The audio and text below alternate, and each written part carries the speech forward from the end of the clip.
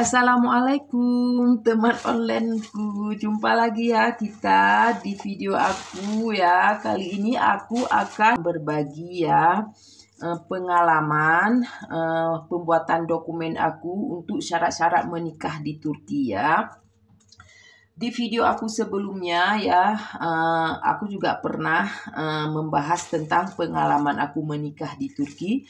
Cuman tidak maksud aku tidak sedalam ini ya. Ini aku akan membahas sampai tuntas, sampai ke dalam-dalamnya ya. Jadi kali ini teman-teman, sambilan aku buat video tentang pengalaman aku ngurus dokumen ya untuk menikah di Turki. Aku ini baru pulang belanja ya. Ini ada bayam nih, aku beli bayam nih, banyak belanjaan aku ya, sambilan aku ya mau rapi-rapi ini juga ya belanjaan aku. Jadi teman-teman, memang untuk menikah dengan WNA sedikit lebih rumit ya. Memang termasuk rumit lah ya bila dibandingkan menikah kita dengan sama-sama WNI ya. Jadi ini jangan diherankan lagi ya, apalagi zaman sekarang, zaman teknologi ya. Jadi untuk menikah ke luar negeri itu udah hal biasa ya. Cuman itulah, untuk menikahkan kita juga harus ada ketentuan di negara mana yang akan kita nikah ya kan. Nah, tepatnya kalau kayak aku kan menikahnya dengan WNA Turki ya. Jadi aku di sini akan membahas pengalaman aku pribadi ya, dari buat dokumennya yang di Indonesia sampai yang di Turki ya. Nah, kalau menurut aku sih bagusnya cowoknya ya yang nyamperin kita ke Indonesia. Bagusnya cowoknya ya yang datang ke Indonesia itu lebih bagus dari hal perwalian pun. Kalau untuk nikah kan lebih bagus ya kan. Kayak aku kemarin itu calon aku ya, waktu itu kan masih calon aku yang suruh datang untuk ke Indonesia. Jadi dia sudah buat persiapan ya. Cuman masalahnya pemerintah Indonesia belum buka untuk turis. Masih ada larangan untuk turis yang datang ke Indonesia. Jadi karena tidak jelas kapan akan berakhir ya. Jadi kami memutuskan akulah yang akan datang ke Turki. Aku hanya nyaranin ya sama kalian, kalau bisa, kalau memang udah bisa larangannya atau udah dimudahkan ya, lebih bagus ya cowoknya aja yang ke Indonesia, itu lebih bagus ya. Jadi di sini aku akan membahas pengalaman aku ya. Pertama-tama kita berurusan semuanya kan melalui kantor desa dulu ya. Jadi bagi kalian yang ada yang menikah dengan WNA Turki, kalian pergi ke kantor desa dulu. Di kantor desa dulu, dan kalian untuk urus NA ya, N1, N2, N3. Pokoknya orang desa nanti, orang kantor desa akan kasih tahu prosedur untuk pembuatan NA. Nanti kalian bilang aja yang ke luar negeri ya. Kebetulan seperti aku kemarin itu, waktu untuk ngurus surat untuk NA, maksudnya NA untuk nikah ke luar negeri, baru aku ya, karena belum ada pengalaman pihak kantor desa untuk buat NA untuk yang nikah keluar, baru aku ya. Pertama pihak kantor desa sempat bingung ya, tapi alhamdulillah bisa teratasi ya, memang udah kerjaan orang tua.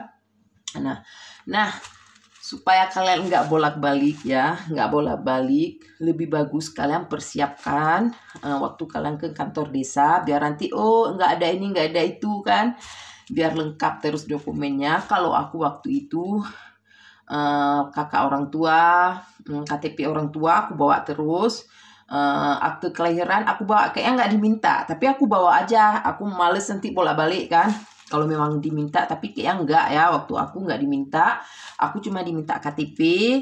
Dan kebetulan aku kan sudah janda, jadi aku diminta juga kakak aku. Kalau kalian yang masih lajang ya, jadi kan kalian belum ada kakak ya, bawa kakak orang tua ya. Nah, udah itu bagi yang udah pernah menikah, jangan lupa juga bawa akta cerai. Akta cerai dari suami sebelumnya, karena pihak desa nggak mau ribet kan, nanti jangan menikahkan buat NA, rupanya dia masih ada hubungan dengan suami, ya kan. Jadi bawa juga akte cerai.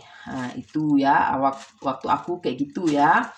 Nah, jadi nanti pihak desa akan tahu untuk pembuatan NA keluar. Nah, kalian kasih tahu aja yang keluar negeri ya. Jadi N1, N2 itu semua aku udah lupa ya, udah terbolak-balik ya. Udah bolak-balik N1, N2. Kalau nggak salah di N3 ini, kalau nggak salah ya. Udah lupa, maklumlah udah tua ya. Itu diminta identitas suami. Entah, kayaknya N3 ya. Nah, nanti kalian bisa konsultasi dengan pihak desa ya. N3 itu apa? Kalau nggak salah N3 mereka minta identitas suami. Nah, sedangkan aku dengan calon aku waktu itu kan belum pernah jumpa sama sekali. Kami sudah berhubungan selama 3 tahun lebih. Aku belum pernah komunikasi langsung ya. Semua itu melalui WhatsApp ya. Kami video call. Jadi pihak desa minta ke identitas suami ya. Itu kalau di desa aku ya, diminta identitas suami. Kebetulan aku kan nggak ada KTP-nya di aku ya, nggak ada KTP, nggak ada kakak dia ya. Kimlik, kalau orang itu KTP kimlik ya. Jadi aku hubungin suami, aku calon suami waktu itu, aku bilang orang pihak desa minta identitas kamu. Jadi dia kirim melalui PDF ya, kayak gitu-gitulah. Dia kirim, jadi di print ya di kantor desa, kemudian di print di kantor desa ya. Udah itu aku copy ya, barang 55 lembar ya. Kita fotokopi aja, yang lebih itu lebih bagus ya. Nah, aku fotokopi. Waktu itu cuman pihak di desa aku, aparatur desa aku cuma minta kakak suami dengan KTP suami. Itu aja. Jadi aku nggak tahu ya di desa mana lain, mungkin di tempat-tempat lain mungkin orang itu lebih minta lagi mungkin KTP orang tua suami. Kalau aku cuma itu aja ya. Cuma itu aja karena pihak desa ingin untuk melihat apa dia itu masih lajang atau memang udah menikah ya kan. Jadi dengan lihat KTP-nya di situ ditulis di KTP-nya bekar. Kalau bekar dia lajang. Sebenarnya memang udah pernah menikah, tapi karena udah cerai jadi ya udah lajang ya. Nah, jadi udah lajang, dan kalau di kakak juga sudah ada tahun kapan menikah dan kapan pisah. Nah, di kakaknya juga udah tertera seperti itu. Nah, jadi pihak desanya udah siap semua dari desa, dokumen-dokumen yang dari desa. Jadi itu bawanya ke KUA ya, KUA di daerah kalian masing-masing ya. Kalau aku di KUA aku. Udah. Dan kalau pas foto kalau itu lain ya. Kalau pas foto kalau menurut aku lain. Karena kalau kayak di Indonesia kan belakangnya itu layar belakangnya itu kan warna biru. Jadi kalau di Turki itu dia ada ketentuan sendiri. Kalau nggak salah 4 kali berapa ya, aku udah lupa ya teman-teman ya. Pokoknya bukan kayak di Indonesia. Kalau di Indonesia kan ada ukuran yang 3 kali 4, 2 kali 3 lah, yang kecil ya kan. Tapi kalau untuk menikah di luar, kalau memang kita untuk menikah di Turki itu, mereka ada ketentuan pas foto ukuran mereka sendiri dan latar belakangnya putih. Di belakang layar belakangnya itu putih ya teman-teman. Jadi terserah sama kalian ya, kalau kalian mau cuci yang buat foto yang kayak di Indonesia itu terserah, tapi di Turki nggak dipakai ya. Cuman di KBRI nanti, Konsulat Indonesia, mereka akan minta satu pas foto kalian dengan punya suami itu untuk data di KBRI ya. Nah, untuk data di KBRI mereka minta ya. Jadi kalian boleh siapin lah barang berapa lembar ya untuk keperluan di KBRI. Siapin ukuran 3x4. Kalau aku waktu itu 3x4 aku kasih ya. Itu punya suami 1 lembar, punya istri 1 lembar. Nah, jadi ini yang masalahnya lagi. Jadi kalau kalian akan menikah keluar kan ada wali ya kan. Kita kan perlu wali. Nah, kalau kalian memang bisa untuk bawa wali ke Turki itu lebih bagus. Kalau aku nggak bisa kemarin itu karena bapak aku udah tua, udah sakit ya. Jadi udah sakit-sakit ya. Jadi aku pun pergi cuma dengan anak. Jadi aku buat surat wakilah ya, buat surat wakilah. Surat wakilah ini akan dikeluarkan oleh KUA ya. Jadi aku bawa bapak aku ke KUA.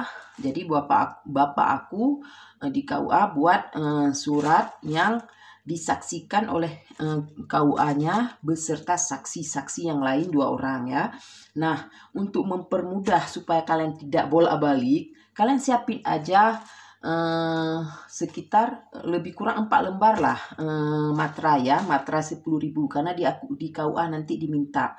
Aku kalau nggak salah ada diminta entah 2 lembar, jadi lebih 2 lembar lah, 2 lembar nggak apa-apa ya, lebih daripada kurang ya. Aku persiapkan terus ya, aku bawa terus dari rumah ya di KUA, jadi nggak bolak-balik ya. Dan sampai di KUA, nah untuk saksi-saksinya kan kita kalau buat surat wakilah perlu saksi. Nah, kita juga salam lah ya, kalau istilah kita ampau ya, kita salam terserah ya di KUA kalian masing-masing. Kalau di KUA aku diminta ya untuk saksi ya, saksinya ada 3 orang, jadi terserah kalian mau kasih berapa. Nah, jadi setelah surat izin nikah ya, surat izin nikah yang dikeluarkan oleh KUA selesai, berarti udah selesai. Nanti kalian bisa konsultasi dengan KUA-nya di KBRI Indonesia yang ada di Istanbul atau yang ada di Ankara. Jadi nanti suratnya orang KUA akan tunjukkan kemana gitu. Ini tergantung di mana calon suami kalian tinggal. Kalau memang calon suami kalian tinggal masuk ke wilayah Istanbul, itu bisa ditujukan ke KBRI yang ada di Istanbul. Tetapi jika calon kalian tinggal di luar wilayah Istanbul, contohnya kayak suami aku ya, dia tinggalnya di daerah Karaman. Karaman itu bukan masuk ke dalam wilayah Istanbul ya. Jadi dia suratnya akan kita tunjukkan ke KBRI yang ada di Ankara. Seperti itu ya teman-teman. Jadi semua berkas-berkas yang dari kantor desa tadi kita kan udah bawa nih ke KUA. Nah, pihak KUA nih buat surat untuk perwakilan nikah di mana. Itu aja.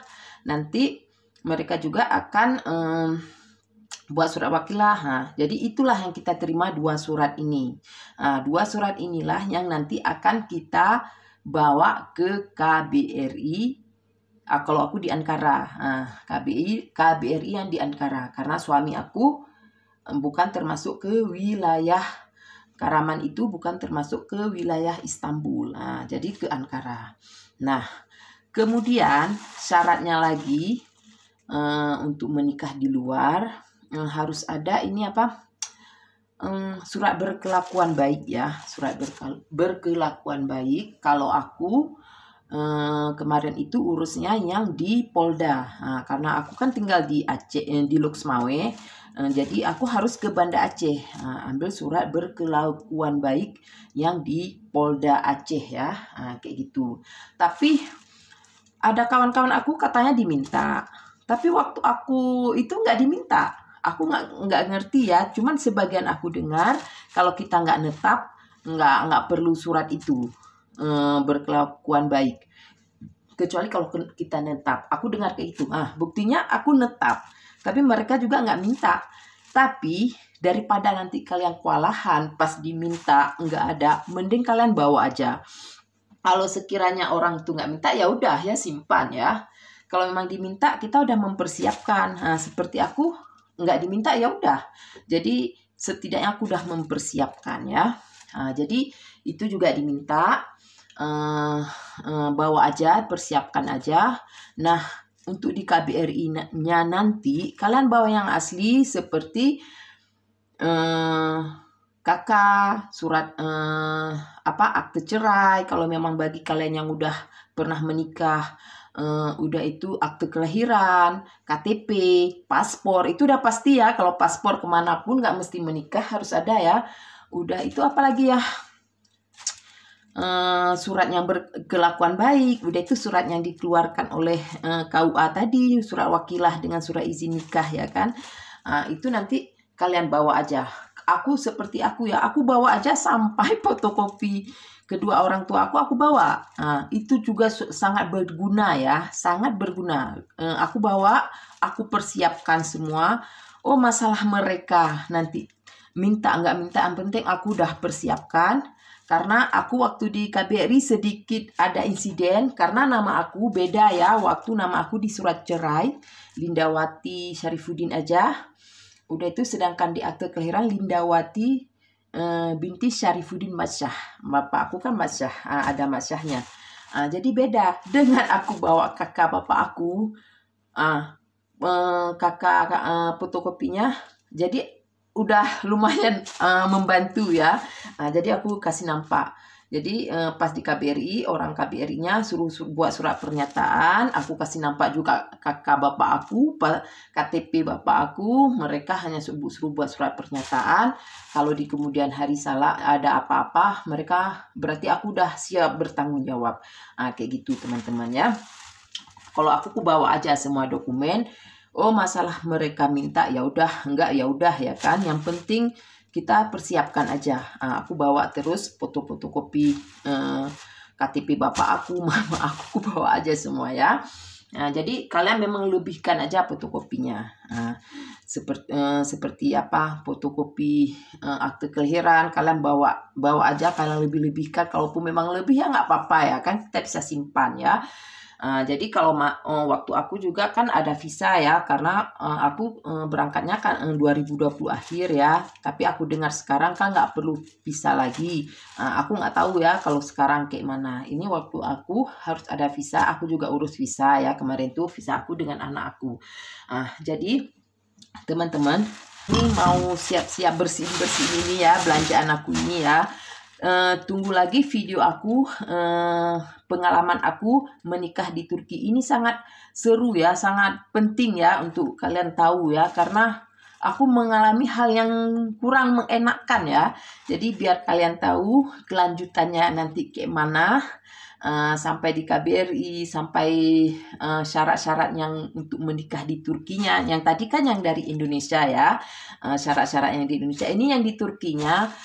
Nonton terus video aku, akan ada hal yang lebih seru lagi. Jadi kalian bisa tahu ya, jangan kayak aku ya, karena aku kurangnya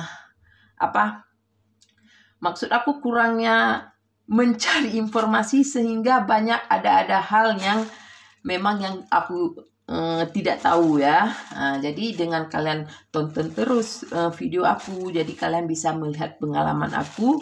Jadi kalian bisa persiapkan diri untuk menikah di Turki itu lebih mempersiapkan diri lagi ya teman-teman. Jadi sekian dulu ya teman-teman video aku. Jangan lupa tonton video aku selanjutnya biar kalian lebih tahu kayak mana ya ke depannya lagi, waktu pengalaman aku di Turki maksudnya ya.